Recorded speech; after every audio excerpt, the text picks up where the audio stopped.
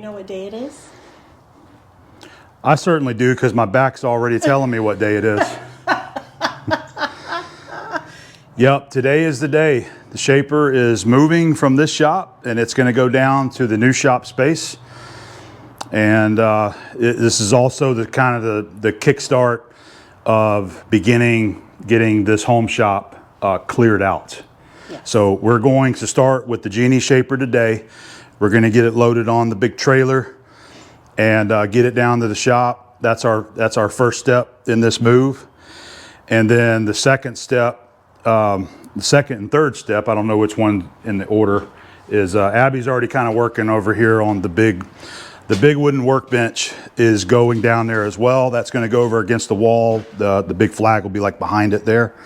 So all of this needs to get moved so we can move this workbench down there. And also the metal workbench here that's got the big flex arm, this is going as well. So these are the first three things that we want to get out of there. Maybe some of the smalls too, you know, we got some couple cabinets and stuff. But we wanted to get this out of here to kind of clear up some room in the front of the shop. We have someone that is wanting to buy the Kearney and Trekker. He's already said that he wants that, and he was the first one to email about that. And so we want to be able to get this one out next. And so I'd like to get all this out of the way so that we've got an open shop to be able to get the Kearney and Trekker out. So that'll be coming. But before we get started on getting the G&E, I wanted to go ahead and mention some of the other things that we're going to be putting up for sale as well. That way it can get the conversation started in case there's anyone out there that might be interested in some of this other stuff. So let's walk outside. I'm going to show you a couple of the other things that that we need to sell, and I hope that I can find somebody that's interested in them. Otherwise, I'm going to be hauling them to the scrapyard. So it's either they either sell or they're going to go to the scrapyard, one of the two. So let's go out there and check those out first before we get started huffing and puffing moving this G&E. It's going to be fun though. We're going to be using the air tow trailer. Yes, we are. Once we're ready, I'm going to get it backed up here right by the door, and our plan is to just move the G&E over right in line with it, and we're going to use the onboard winch to just hopefully pull it right up onto the trailer. So that's our plan. Let's go check out what's going to be for sale. All right, so this is one of the machines that I'd like to try to get sold, or it's going to go to the scrap.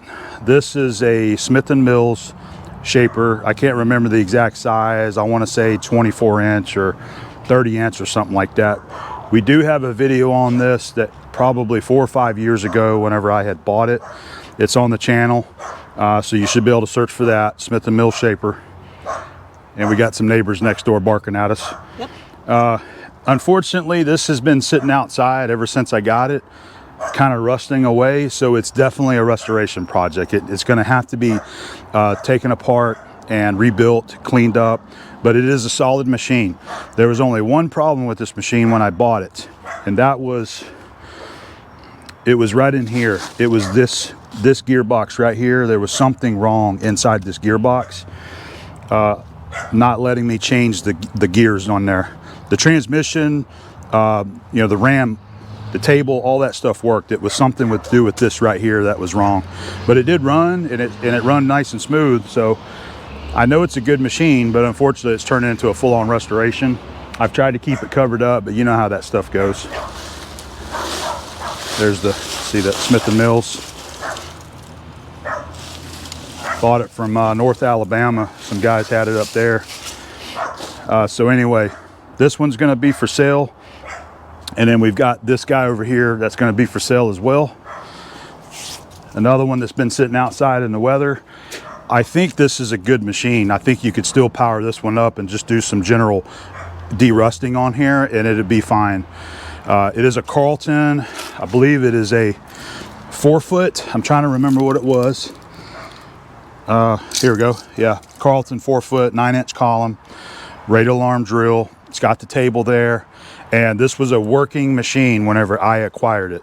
It's been sitting outside. I kept it covered for a long time, but the tarps just ended up rotting away. But I think this is still a user. You can do some general work on it, get it loosened up, and it's going to work. It's going to drill holes. So both of these I'd like to get sold.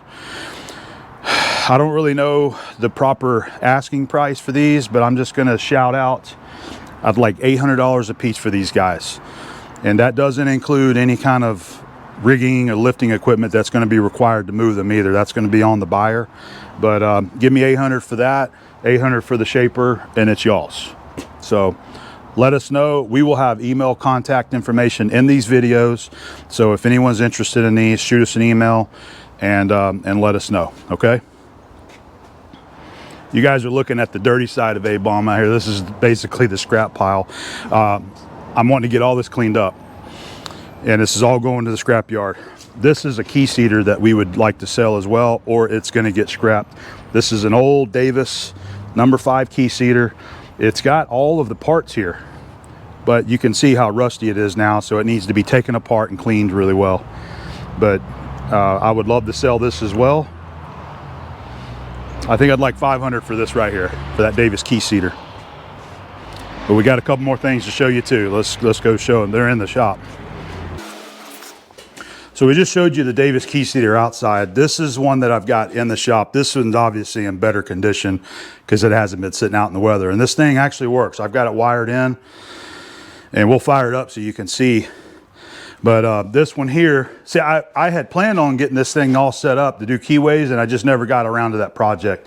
So that's why I never really outfitted it. But the one that's sitting outside has all the accessories, you know, the over clamp, the V-block, and that kind of stuff. And then this one's also got the overarm support back here. So this is what the cutter pushes against.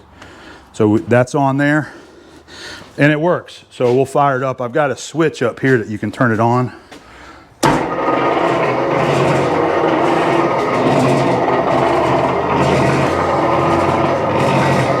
They're noisy suckers. Those spur gears, they're clanky.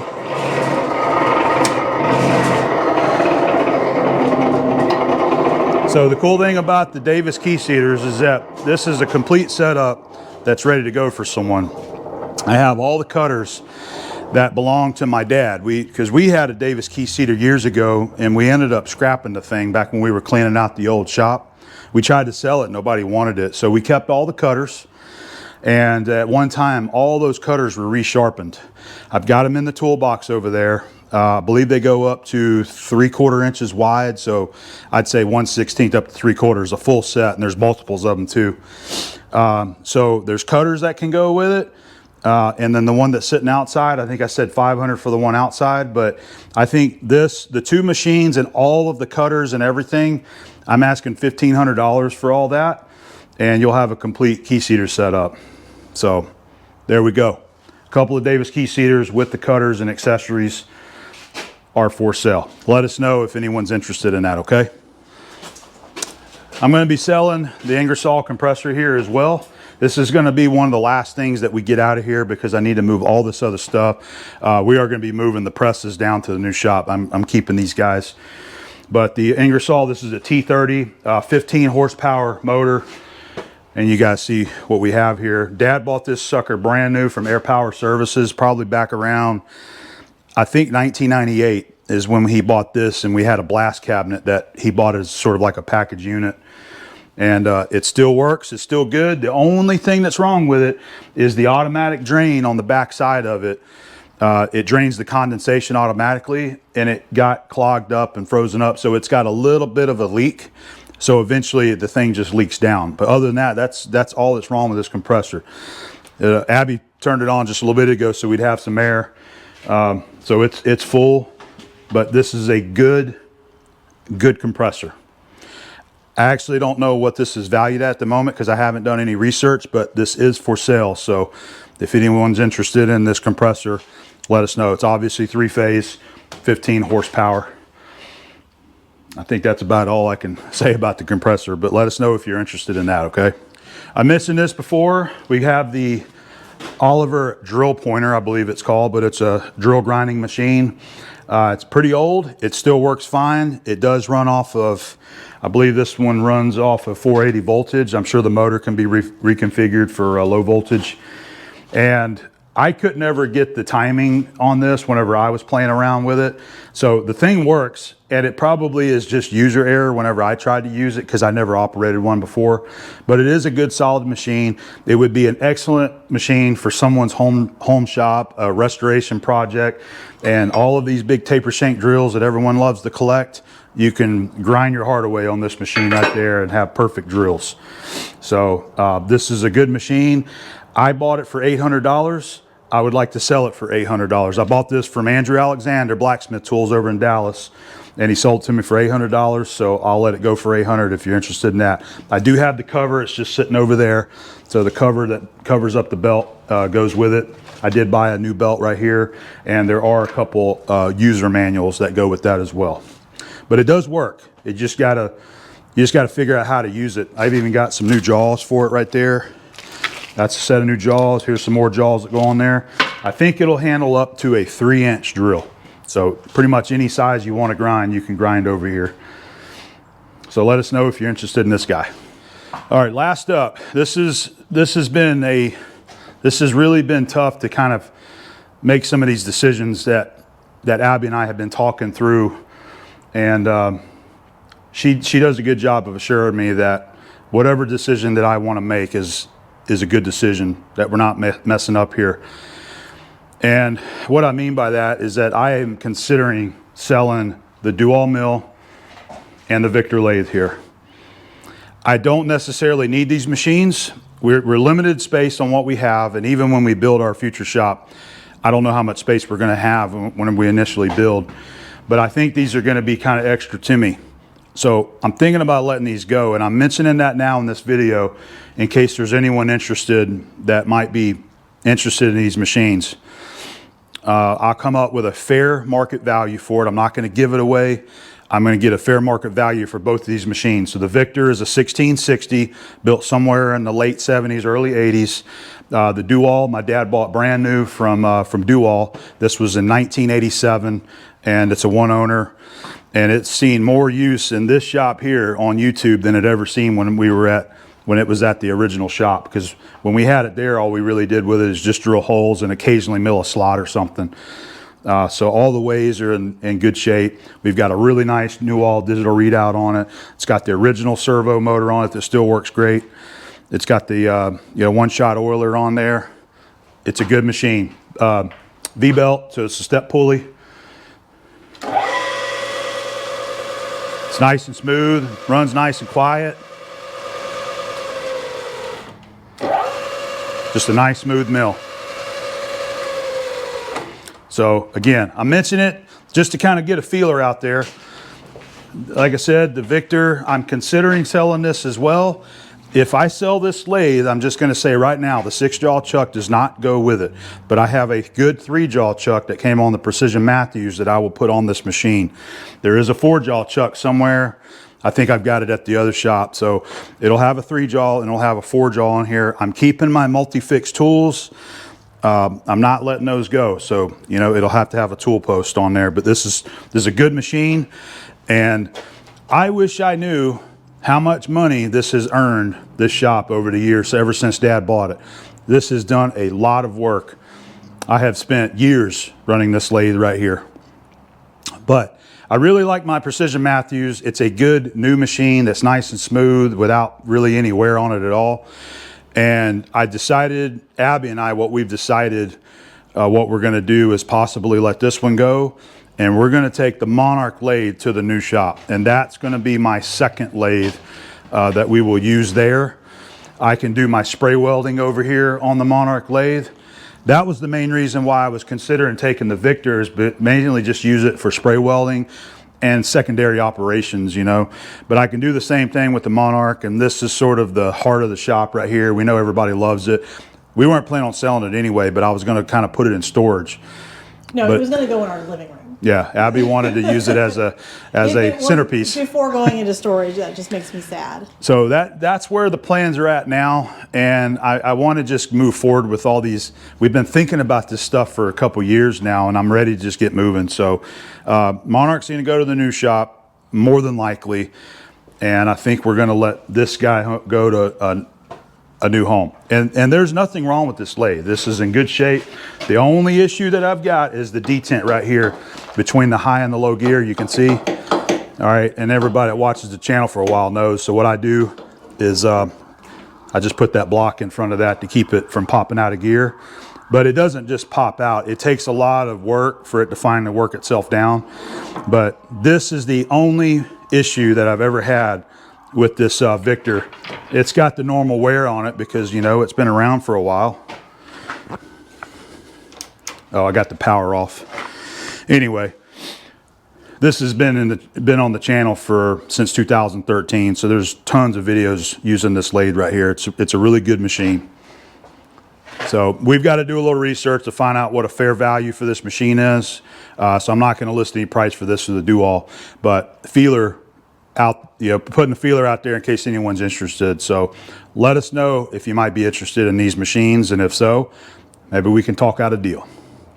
Navigating this with things that have been passed down is Yeah. really hard. That's the hardest part of this, and I have this guilty conscience that I'm making the wrong decision here. Everyone wants to hold on to all their family heirlooms. Yes. And I've got a lot. I've got a lot of stuff that Dad passed down to me, a lot of stuff that we're keeping. But I just don't think that I really need these machines as much as I think that I really do. As much as you want. Exactly. Now, if we had all the space in the world, we'd just keep everything. But we don't. We're limited on our square footage. And I want to utilize, you know, a lot of that square footage in our shop and our future shop for our modern machinery as well. But as far as the manual machines, the newer stuff that I have bought over the past few years, I really like those. And those are the ones that I want to use moving forward with our work that we're going to be doing. So I think it's time to maybe let the older machines go to a new home, to someone else that might love them and use them, and maybe even carry on the tradition for us. Agreed. I think it's time to go get the G&E moved now. I'm ready. All right, let's get to it. So I'm going to go ahead and we've got this this fixture plate that I've used for several jobs on the shaper. I want to go ahead and take it off because we got our big vise that goes on here. And since it's not going to be used right away for a little bit, I want to go ahead and mount the vise up here and just keep it together. That way, one less thing on the floor at the shop there.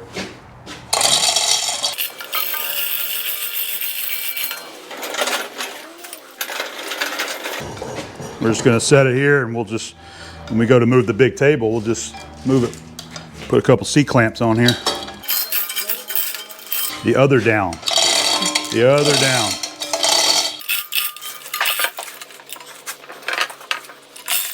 So I just thought of something else that we're going to sell as well. That is this gantry crane. We used this in the original shop over the do-all bandsaw. Dad had a saw and he had a big roll-in rack, and then behind that was the material rack. And this is what we use to pick up the material and bring it into the saw. And I had brought it down here and actually cut it and shortened it so it would fit in here. Got that on the channel from a while back as well. But we do need to get rid of this as well. Just letting you know in case someone might be interested in it. So Abby just reminded me, we are planning to have a big tool sale here. We don't know when that's going to be yet, but we hope we're going to be planning for this spring. I don't know if it's going to be March, April, May. We really don't know yet, but we are going to have a big tool sale here at this shop that everyone's going to be invited to. Locals, the general public, people of the channel, you know, everyone. And we don't have a date, but if you guys will go to our website, abomb79.com, Abby's got an email sign up thing over there. All you do is you just put your email in there, and you will get notifications through email blast. And that's something that we're starting to do more of. That covers really anything shop related, videos, tools, product releases, anything that we want people to know about. So if you will sign up for our email list, you guys will know when we start announcing when the tool sale is going to be. And I think it's going to be one of those sales that a lot of people would enjoy coming to, because we're going to have a lot of machine shop related stuff for sale. We're going to have cutting tools, measuring tools, probably lots of vices for sale, accessories. I mean, just all kinds of things, because we're going to start going through here and cycling through what it is that I want to keep, and then we're going to try to sell the rest of it. All right, but a lot of like taper shank tools. I've got these bins down here that are full of taper shank reamers, hand reamers, a lot of stuff like that we're going to sell. I've got bins out there in the garage that are full of high-speed steel end mills that are still new, resharpened. I got bins full of measuring tools. I've got measuring tools that I don't need anymore that we're going to sell. So it's going to be a full shop full of goodies that's going to be up for grabs. And I'm not holding anything for anyone, so I don't want people emailing saying, hey, what do you have? I'd like to buy this, I'd like to buy that. We're not doing that. We are going to have a shop sale where everyone can come to it and buy what they want at the time. The machines, you know, if someone's interested and they want to pay for them, we'll sell the machine and we'll hold them until they can come pick them up. But the shop tools is going to be for the sale. Abby's going to have some household related stuff that she's going to be selling as well. Like she's got lots of collectibles that she has been A lot of art. Separating because we've been donating stuff left and right down here to Waterfront Rescue Mission. But she's been separating all the high valued stuff, you know, collectible type things. And so there'll be some stuff for the women. Not that the women don't want to see the tools, but there'll be some stuff for everyone. I'll probably have some grills. I can't think of everything right now, but there's going to be a lot of different stuff here that we're going to be selling. So sign up for the email and you guys will know when that's going to happen. But we'll be sure to share that information on all the social pages so that everyone knows when that's going to happen. We'll probably plan for it for a Saturday, you know, weekend that makes the most sense. So keep that in mind and we'll let you guys know whenever we're getting closer to the tool sale. All right.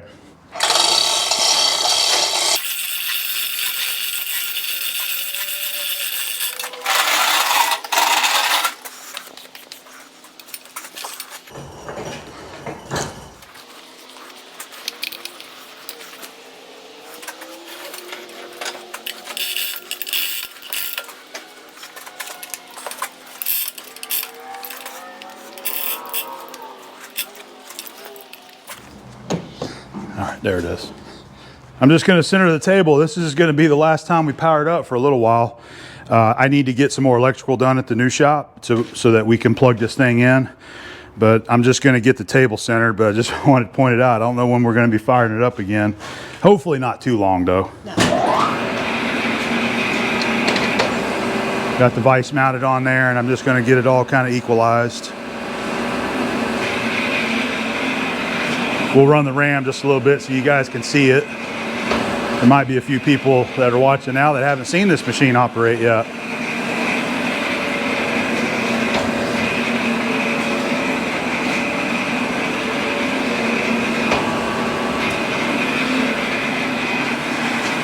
Yeah, I think that's going to be pretty good right about there.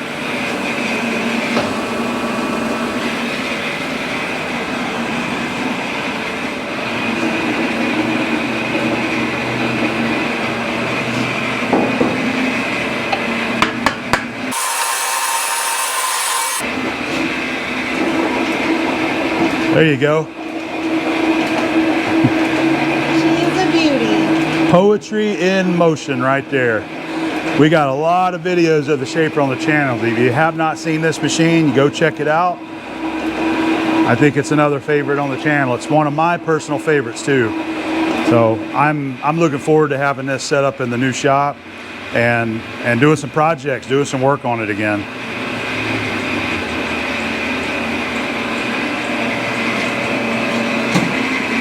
I think that might be where it's going to live until we fire it back up again. So we've got all of our tools with us today. We've got our machinery skates, our bottle jacks, and Abby's going to give me a hand. We're just going to get it on those skates and just kind of pivot it right in line with that door and see if we can just use the winch and pull it up on the trailer. I guess we might as well sweep the floor too, huh? There's a lot of chips down there. I'll get started.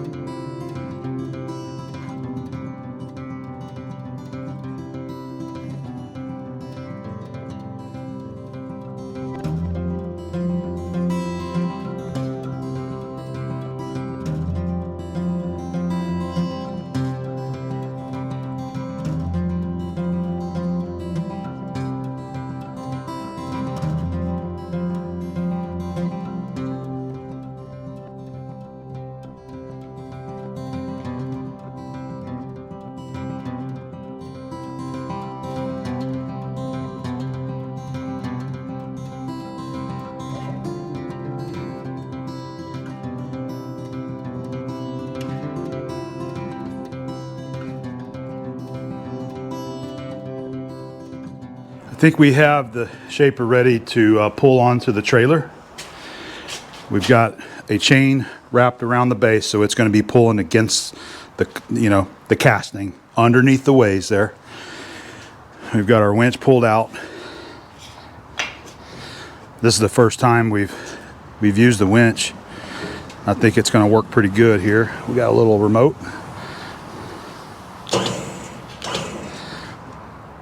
Got that guy there.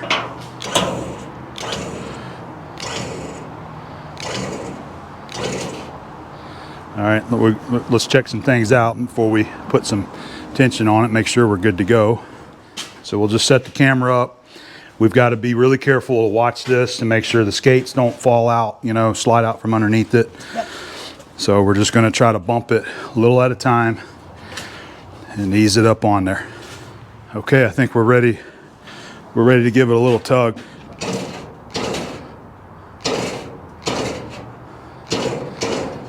I see movement. That skate's looking good? Your skate is looking good. Okay.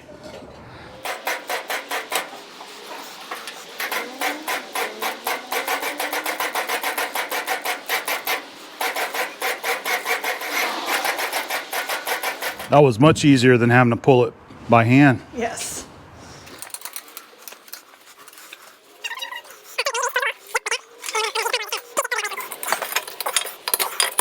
Yeah, that looks good. Yeah. I think we're ready to bump it again. Okay. I don't know how the skates are going to react to that ramp. Understood. You know, it looks like a good quarter, maybe 3/8 of an inch of edge there where the dovetail comes down. We're going to have to hit it and see.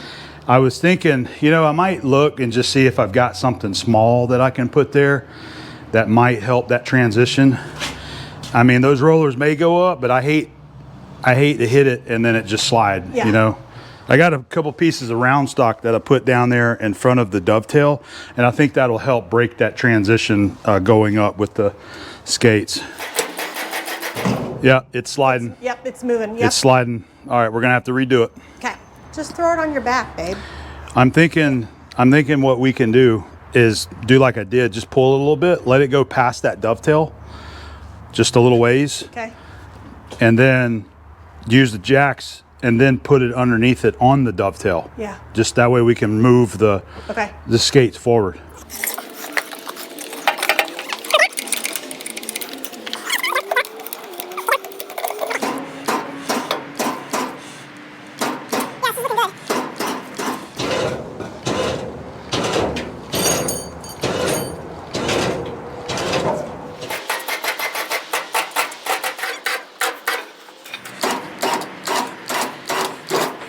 Has it gone past the dovetail? Yes. You are good. Okay.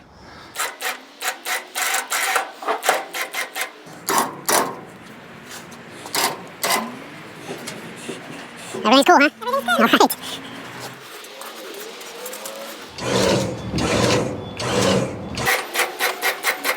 Is this killing you because it's not square to the Yeah, it's not square, but it's fine. Yeah.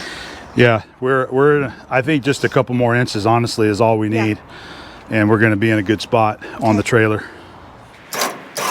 I think we're centered well over the axles with a little extra weight on the front side is where we are. Okay. I think that is going to ride well right where it's at. Okay. We got a short drive. Yeah, it doesn't have very far to go, but we'll have to reconfigure our chains and get it actually chained down. Yep. So we'll work on that next. All right. All right, well, we got the shaper successfully on the trailer. We've got it tied down, so we've got a chain going around the front of it pulled back this way, and then we have another chain pulling it towards the front of the trailer. And we have 2 ratchet straps just going over the machine to hold it down. So it should be good. We do not have very far to go. Luckily for us, it's not very far, so we'll be able to go nice and easy with this. But I think it's good to go now. So the next test is to see how the hydraulic's going to do picking up 7,200 pounds. All right, let's see if it's going to handle it.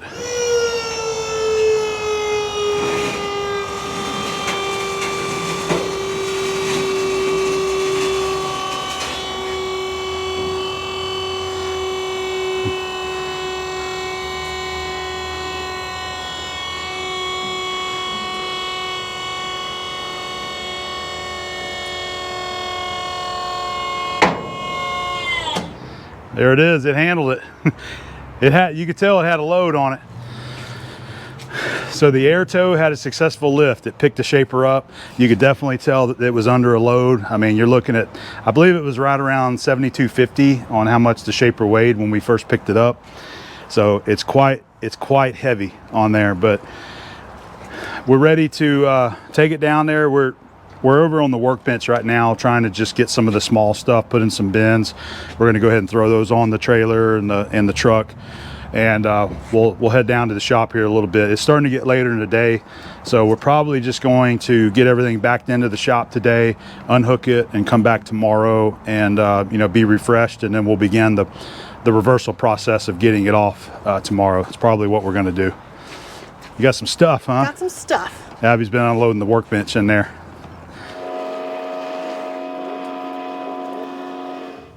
It's the next morning. It's a cold morning. Yeah. It was 29 degrees when we got up. It was a little cold down here in Florida. I'm freezing.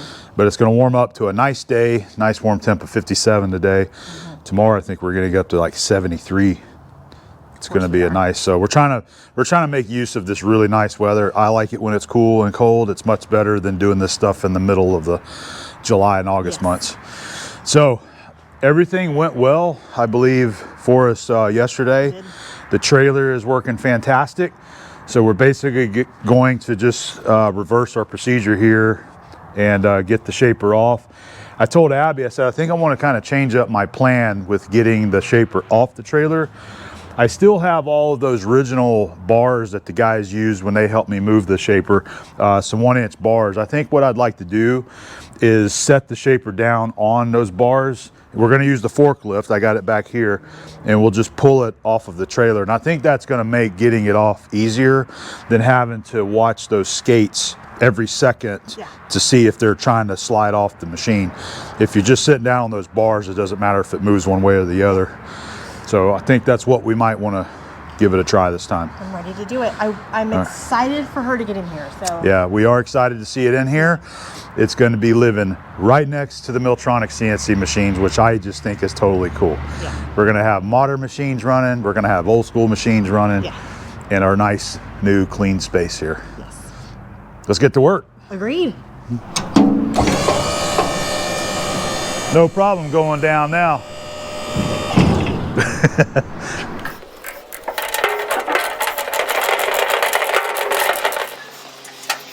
That'll just ensure that it doesn't go rolling off the trailer on us without some control to it. Yeah. Don't worry, I won't try to stop it. Yeah, no, if it rolls, just move out of the way. Throw my body between this and the Miltronics. I'm okay with it if you need it. Dive off the other direction. Okay, will do. I'm going to give it a push to see if it, yeah. You want me to do the winch while you're trying to do that? I wasn't sure if it was going to work, but it looks like it's working just fine. All right. Not too much.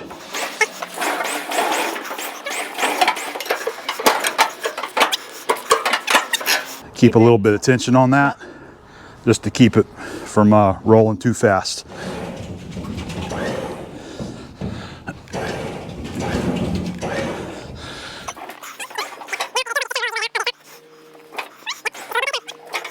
We may need to put a skate there to hold it up so that it's not, I think it's going to hit the trailer and not be able to just slide off there.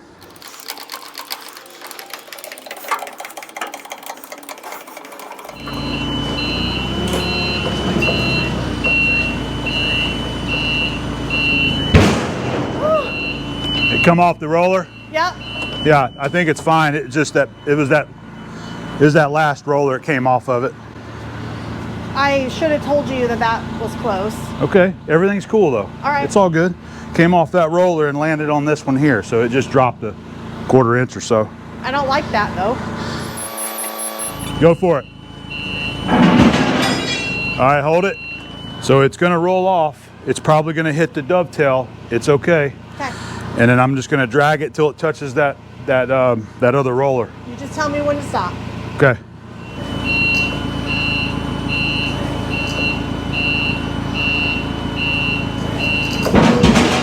There it goes. Okay. Keep going. There it is. A little bit more. A little bit. Okay. Hold it right there. That was scary.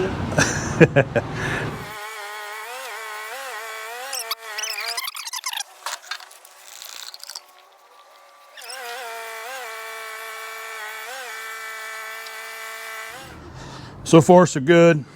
We're almost there. We're just going to be moving it right about where that dark line is, just right in here. So we need to get the forklift around here now, do some pushing. I wanted to point out my shop-made D-rings here has worked out well for this. It's just a bolt. It's not tight or anything. We just stuck the bolt down in the hole that goes through the casting. And I made those to pull, I believe it was the Smith & Mill shaper. I used those in the concrete to be able to pull it off the trailer way back whenever I got it. So yeah, everything is working pretty good, and we're going to reposition and see if we can get it the last few feet up in here. Here we go. Okay. It would help if I put it in forward direction. I think it's in a good place for us to go ahead and get it going the other direction. Yeah.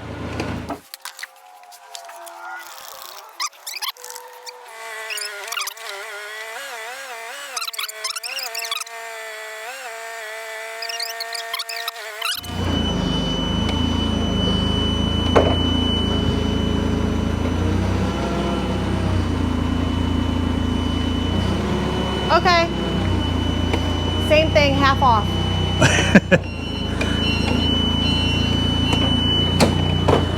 Well, that side just don't want to cooperate today, does it? No. Well, there it is in its new living quarters, its new position, and I gotta say, it's gonna look really good just like that right there with that American flag behind it.